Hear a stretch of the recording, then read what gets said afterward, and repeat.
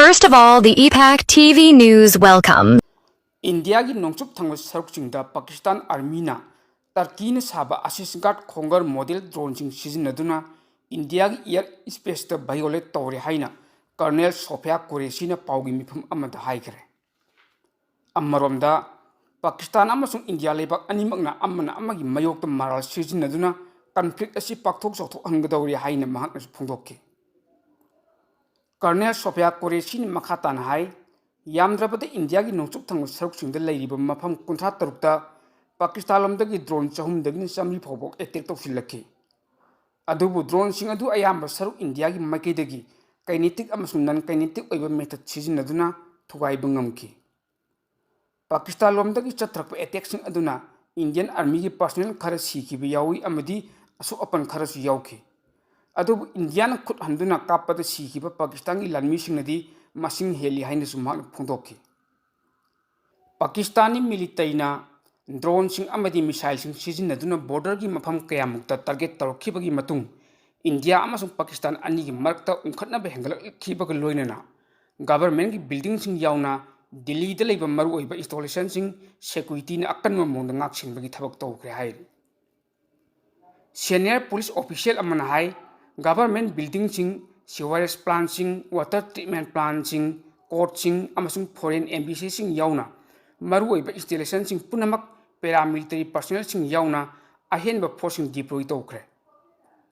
कैथेल सिंग railway station सिंग shopping mall सिंग park सिंग metro station सिंग यावना मी का हेना तिनबा मफम सिंगदसु police ने अकनबा मोंग checking थौरंग कंकटले हाइना महाकना हाइखि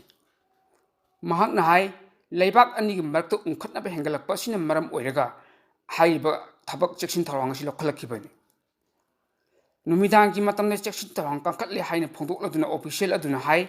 सोलिटिन अमदी मफम पुनमक्ता मखोइना अहेनबा काहेनबा फोर्स डिप्लॉय तौरगनि पुलिस के पाउ मतुंग इना दिल्ली की जोन पुनमक्ता स्पेशल कमांडर सिंग लोइनना डिप्यूटी सिंग मिफम पंगथोक्तुना हौजी हौजी लखलिबा सिक्योरिटी की ओइबा चेकिंग थौरंग सिंग येंगसिल्ले deputy commissioner and the police BCP पुनमंगना हौजी हौजी मखोई मखोई ओइबा एरिया सिंगदा लॉ एंड ऑर्डर की फिवम सु कुपना येंगसिल्ली हाइना पल्लदुना मखल खुदिमकी फिवम थेंगननबा दिल्ली पुलिस ने सेम सादुन लई हाइनसु पुलिस की माइकैदगी हाइरे पाउगी मतुंग इना हौजी मफम कयामुक्ता बॉम डिस्पोजल माम कपसिलकलिबासी यामने एंटी सोवेट ऑपरेशन सिंग सांगदोकपगा लोइनना लैबाक सिंग चंगलप गाड़ी खुदिमक चेक तौबगी थबक चथरे पनबयाबदी मिचम कुंतरो हातकिबा पहलगाम टेरर अटैक की पाखुम ओइना ऑपरेशन सिंदूर की मखादा आर्मी फोर्स न पाकिस्तान ऑक्युपाई कश्मीर अमसुंग पाकिस्तान दा लेबा टेरर टारगेट मपंदा अटैक चथदुना मियो कया सेहनकिबन लेबाक असी अवांग अमसुंग नोंसुप सरुकसिंग दा लेबा सित्रा मंगादा लेबा मिलिटरी इंस्टॉलेशन सिंग दा मखोइना टारगेट तौननबा होतनरखिबा माइ पाखनकिद्रबा मतुंग ngarang numidang dasu makhogi jammu amasung pankot amasung udhampur yauna tongan tongan mafam sing da leiba military installation sing da pakistan akan mamong da drone sing amati missile kaya sizinaduna target tawnaba nawhauno na hotnaraki adubu india na yamna laina aremba tangi hainasu paugi source asini makha tare nakal amaromda pakistan ki defense minister khwaja asif na pawmising da hai हौजी फाउबदा पाकिस्तान लानमी ने India की drone अमत intercept तौब लेट्री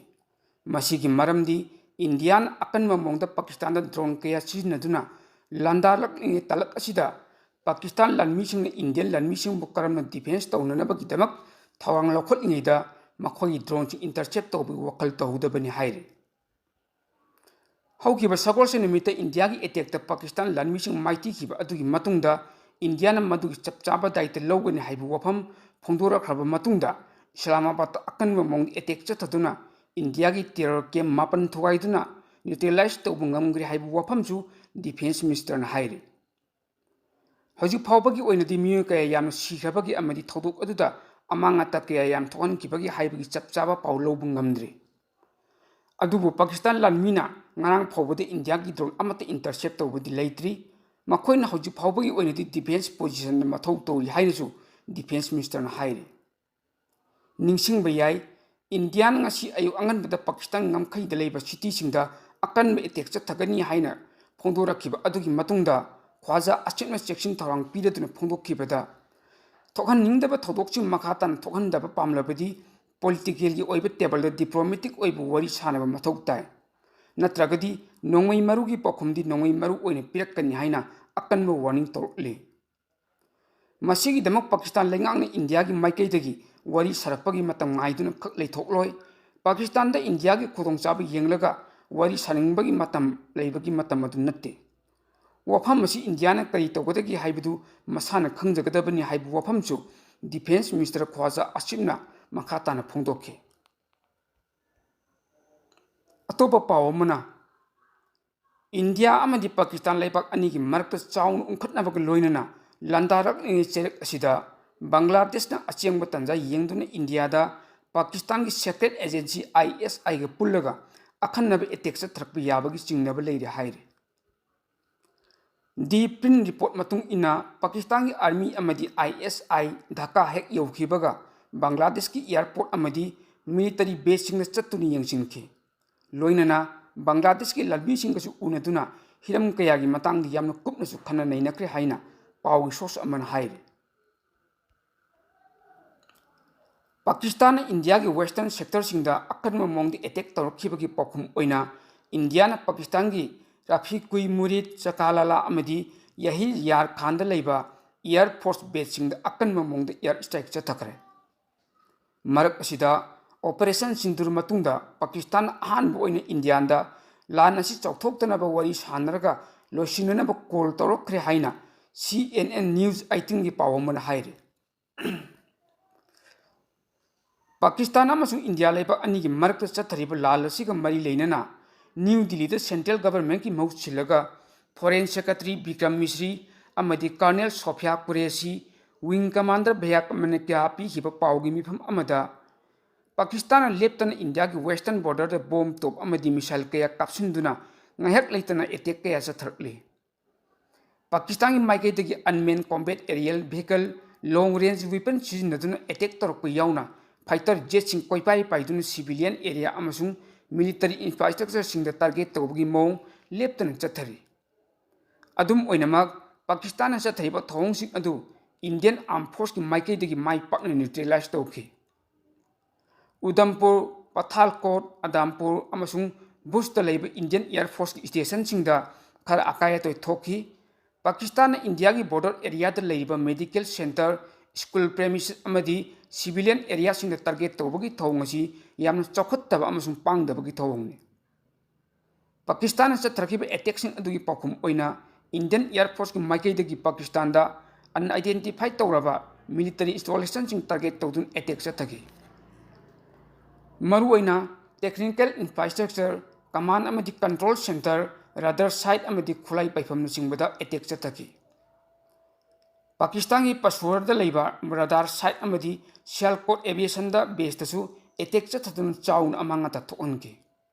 मरक असिदा CNN news 18 की source अमन हाई पीब रिपोर्ट अमगी मतुंग इना इंडिया ऑपरेशन सिंदूर माइ पाकन चथरब मतुंगदा पाकिस्तान अमसुंग इंडिया लेबा अनी की मरकता हौजिक लेरिब उंखटनब असि हेन चौथोकहंदना वरी सानरग लोसिननब अहानब ओइना कॉल तौरखरे न्यू दिल्ली वरी साननब कम्युनिकेशन चैनल अमसु इंटरशिप तौरे हाइरि अदुमकपु इंडिया गवर्नमेंट अमसुंग पाकिस्तान लेबाक अनी की माइकैदगी हिरम मसिगी मतंग ऑफिशियल ओइबा कंफर्मेशन अमता न्यूज एजेंसी असिन फंगबा लेत्रि हाइरि ममांग था अप्रैल की तांग 19 जम्मू इन कश्मीर की पहलगाम टेरोरिस्ट चतखिबा टेरर अटैक मियो 19 हाथख्रब मतुंग इंडिया टेरोरिस्ट की मयोक्त ऑपरेशन सिंदूर चथदुना पाकिस्तान बेस तौरीब टेरोरिस्ट की मथक्ता चथरप अटैक इंडिया पाकिस्तान लेबाक अनी की मरक्त अचौब लान अमा थेंगनरिब असि नेम थानबगीदमक्ता G7 लेबाकसिंगी ओइबा इमरजेंसी मीटिंग फमदुना लाल असि नेम थानब वरेप कया लौखरे हाइरि G7 थोपा स्टेटमेंट अमगी मतुंग इना न्यूक्लियर खुलाइसिंग लेरिब इंडिया अमदी पाकिस्तान लेबाक अनीना हकथेंगनना वरी सानदुना मखाताना लंथेंगनदनब अमदी नकल अनीमक्ता यौसिलनब लेनरिब वरेप लौखि हाइरि स्टेटमेंट असिगी मतुंग इना हाइ G7 की फॉरेन मिनिस्टर सिंह मरुओइना Canada France Germany Italy Japan the united kingdom अमदी the united states of America लोइनना यूरोपियन यूनियन की अवांग थकी म्यूसिंग याउना मिफम अदुना टेरोरिस्ट सिंह ममांग थागी तांग 19 Pahalgam चतखिबा terror attack adubu akan mamong condemn tawkhibag loinana yariba makai India amasung Pakistan laibak animakna langi khongphamsing handokna duna G7 da yawriba laibak tai amadi European Union gi leader singna ama toina warep lawkhibani hai atopa pawamana khwaidagi tamthiraba Jaish-e Mohammed ki terrorist group ki top commander Abdul Rauf Azhar Operation Sindur gi manung chana hat kibagi damak haraubagi pankhai leitraba United States na malem gi mangda thank you India haiduna tawbimal khang ulakre hai America gi hanagi ambassador amadi UN gi permanent member Jolam Khalilzad social media platform da kumja 2002 da Yahudi journalist Daniel Paul mangakakna hat kiba Abdul Rauf Azhar bu India na hat pagi damak hainingai leitana thagatpa phongdokchari haina mak phongdorakhe Yahudi journalist Daniel Paul bu mangakakna hat kibadagi ngasi phawba America nasu Abdul Rauf Azhar bu yamna kanna thiduna lakhiban US ki diplomat Ali Kohina su India bu thagat pag loinana Prime Minister Narendra Modi ki tawbimal kawbu leiroi haina su hairakki